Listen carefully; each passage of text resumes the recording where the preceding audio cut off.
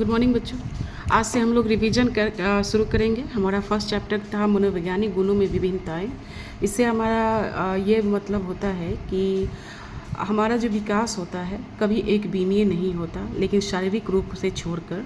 लेकिन अगर हमारी मानसिक रूप की वृद्धि होनी है तो कहीं ना कहीं हमारे गुण, आपके गुण एक दूसरे से भिन्न होते हैं। यही चैप्टर की शुरुआत हम लोग करेंगे जो मनोवैज्ञानिक गुणों से विभिन्नता में है। इसकी जो विषय वस्तु है वो है आपकी इंडिविजुअल डिफरेंस। मैंने क्लास की शुरुआत में ही मैंने बताया था कि व्यक्ति विभिन्नता क्या होती है। ये व्यक्तिगत विभिन्नता मतलब ये होता है कि एक प्राणी दूसरे प्राणी से बिल्कुल अलग होता है। हमारी चीज़ें जो होती हैं कभी एक दूसरे से नहीं मिलती हैं, लेकिन हर कंडीशन में नहीं, कुछ कुछ चीज़ों में, कुछ कुछ बीमारों में।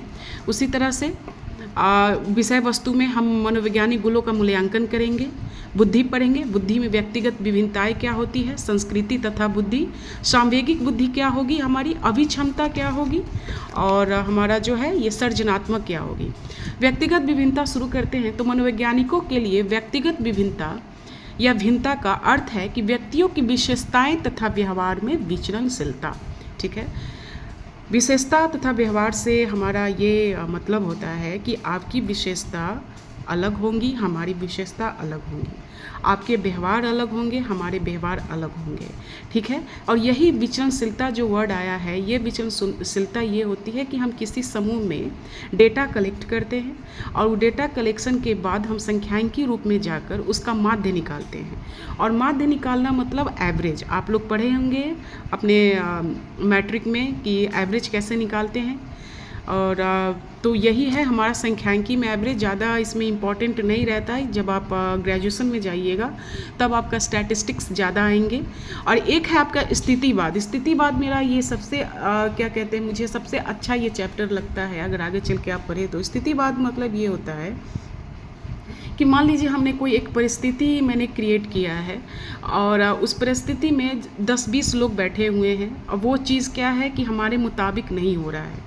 सारे जितने भी लोग बैठे हैं वो, जैसे कि मान लीजिए हम किसी दुकान में गए हैं, हमें राशन लेना है और राशन लेने की लाइन में हम लोग कम से कम 2 से 3 घंटा तक हम लोग लाइन में लगे हुए हैं।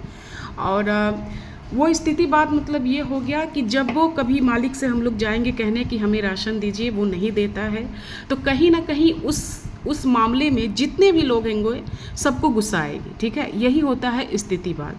तो कहने का मतलब कहीं ना कहीं आपकी जो एक व्यवहार है, आपकी जो विशेषता है, एक जगह जाकर आप लोग सब क्या हो गए, समान हो गए। यही होता है स्थितिवाद। ठीक है, मनोवैज्ञानिक गुणों का मूल्यांकन में सबसे पहले आपका आएगा स्टिमुलस, रिस्पॉन्स और रिस्पॉन्स टाइम। सारा साइकोलॉजी सच कहिए तो इसी पे डिपेंड करता है। स्टिमुलस मतलब होता है कि कोई ऐसी चीज़, रिस्पॉन्स मतलब होता है कि उस चीज़ को देखकर आपने क्या प्रतिक्रिया किया। रिस्पॉन्स टाइप मतलब ये होता है कि आपको उद्दीपक को देखकर प्रतिक्रिया करने में कितना समय लगा। ठीक है, आगे बढ़ते हैं।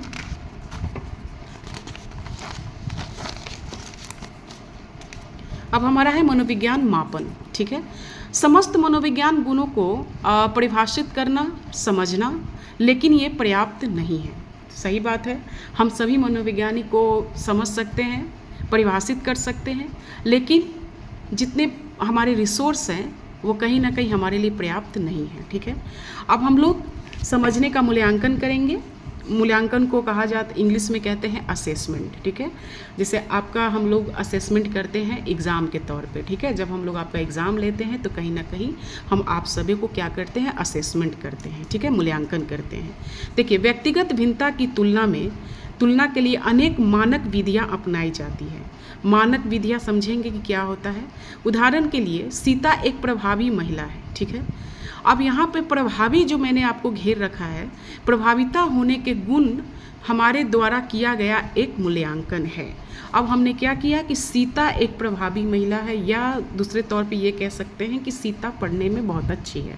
तो ये जो बहुत अच्छी है जो हमने लिखा है वही एक मूल्यांकन है जो हमने आपके समस्त स्कूल में, समस्त क्लास में, समस्त हमने पढ़ाने के बाद हमने क्या किया है, एक असेसमेंट किया है। ठीक है, किसी गुण का मूल्यांकन हम लोग 2 तरह से करेंगे, एक होगा औपचारिक और एक होगा आपका क्या, अनौपचारिक। देखिए, औपचारिक में जिन व्यक्तियों का मूल्यांकन किया जाना है तथा उनके बदल जाना, ठीक है, ये हो गया आपका क्या